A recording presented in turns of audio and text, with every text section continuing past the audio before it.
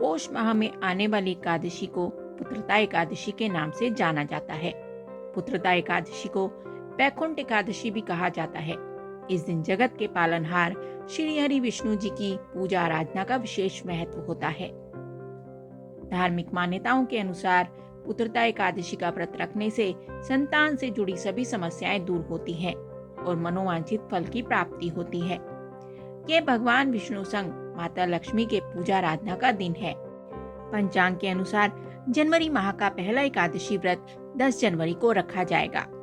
आइए जानते हैं साल की पहली एकादशी यानी पुत्रदा एकादशी की सही तिथि, पूजा के शुभ मुहूर्त और उसकी कथा के बारे में।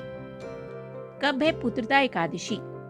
पंचांग के अनुसार पोष माह शुक्ल पक्ष की एकादशी तिथि का आरंभ 9 जनवरी 2025 को दोपहर 12:22 पर होगा और अगले दिन 10 जनवरी 2025 को सुबह 10:19 पर इसका समापन हो जाएगा।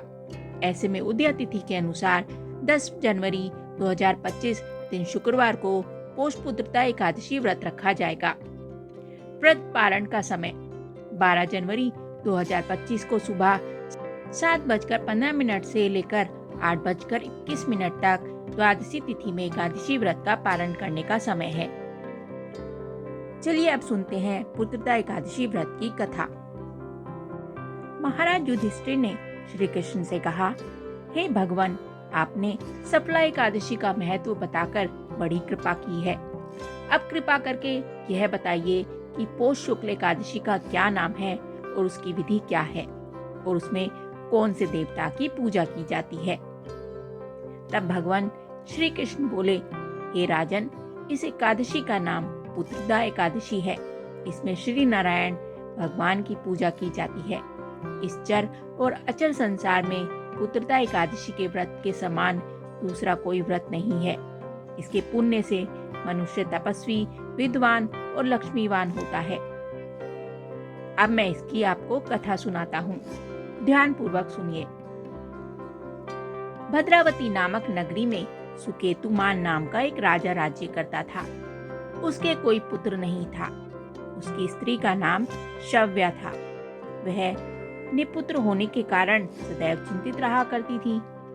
राजा के पितर भी रो रो कर पिंड लिया करते थे और सोचा करते थे कि इसके बाद हमको कौन पिंड देगा। राजा को भाई, बांधव, धन, हाथी, घोड़े, राज्य और मंत्री, इन सब में से किसी से भी संतोष नहीं होता था। वह सदैव यही विचार करता था कि मेरे मरने के बाद मुझको कौन पिंड दान करेगा। बिना पुत्र के पितरों और देवताओं का ऋण मैं कैसे चुका सकूंगा।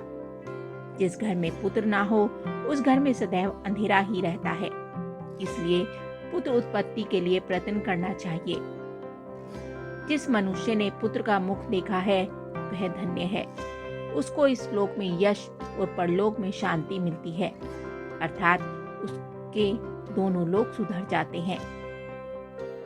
पूर्व जन्म के कर्म से ही इस जन्म में पुत्र, धन आदि प्राप्त होते हैं। राजा इसी प्रकार रात दिन चिंता में लगा रहता था।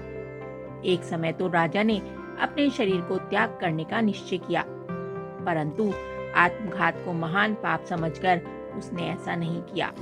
एक दिन राजा ऐसा ही विचार करता हुआ अपने घोड़े पर चढ़कर वन को चल दिया और पक्षियों और वृक्षों को देखने लगा। उसने देखा कि वन में मृग, व्याघ्र, सुअर, सिंह, बंदर, सर्प आदि सब भ्रमण कर रहे हैं। हाथी अपने बच्चों और हत्तियों के बीच घूम रहा है। इस वन में कहीं तो गीदड़ अपने कर्कश स्वर में बोल रहे हैं, कहीं उल्लू ध्वनि कर रहे हैं। वन के दृश्यों को देखकर राजा सोच विचार में लग गया। इसी प्रकार आधा दिन बीत गया। वह सोचने लगा कि मैंने कई यज्ञ किए, ब्राह्मणों को स्वादिष्ट भोजन से तृप्त किया, फिर भी मुझको दुख प्राप्त हुआ। आखिर ऐसा क्यों? राजा प्यास के मारे अत्यंत दुखी हो गया और पानी की तलाश में इधर उधर घूमने लगा। थोड़ी दूर जाकर राजा ने एक तालाब देखा। उस तालाब में कमल खिले थे और सारस, हंस, मगरमच्छ आदि घूम रहे थे। उस तालाब के चारों तरफ मुनियों के आश्रम बने हुए थे। उसी समय राजा के दाहिने अंग फड़कने लगे।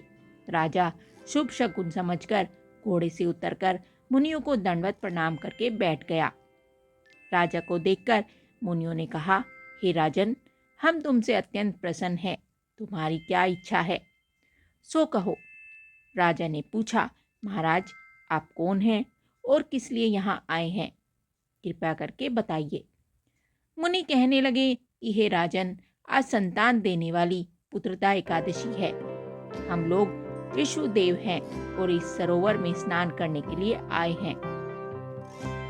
यह सुनकर राजा कहने लगा कि महाराज, मेरे भी कोई संतान नहीं है। यदि आप मुझ पर प्रसन्न हैं तो एक पुत्र का वरदान दीजिए।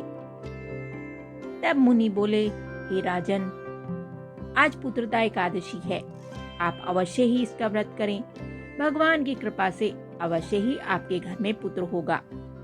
मुनि के वचनों को सुनकर राजा ने उसी दिन एकादशी का व्रत किया और द्वादशी को उसका पारण किया। इसके बाद मुनियों को प्रणाम करके महल में वापस आ गया। कुछ समय बीतने के बाद रानी ने गर्भ धारण किया और 9 महीने के बाद उनके एक पुत्र हुआ। वह राजकुमार अत्यंत शूरवीर, यशस्वी और प्रजापालक हुआ। श्री कृष्ण बोले, हे राजन, पुत्र की प्राप्ति के लिए पुत्रदा एकादशी का व्रत करना चाहिए। जो मनुष्य इस महत्व को पढ़ता या सुनता है, उसे अंत में स्वर्ग की प्राप्ति होती है। बोलो श्री हरि विष्णु की जय, माता लक्ष्मी की जय। ये कथा और जानकारी आपको कैसी लगी, हमें कमेंट करके जरूर बताएं। साथ ही वीडियो को लाइक करें, चैनल को सब्सक्राइब करें। धन्यवाद।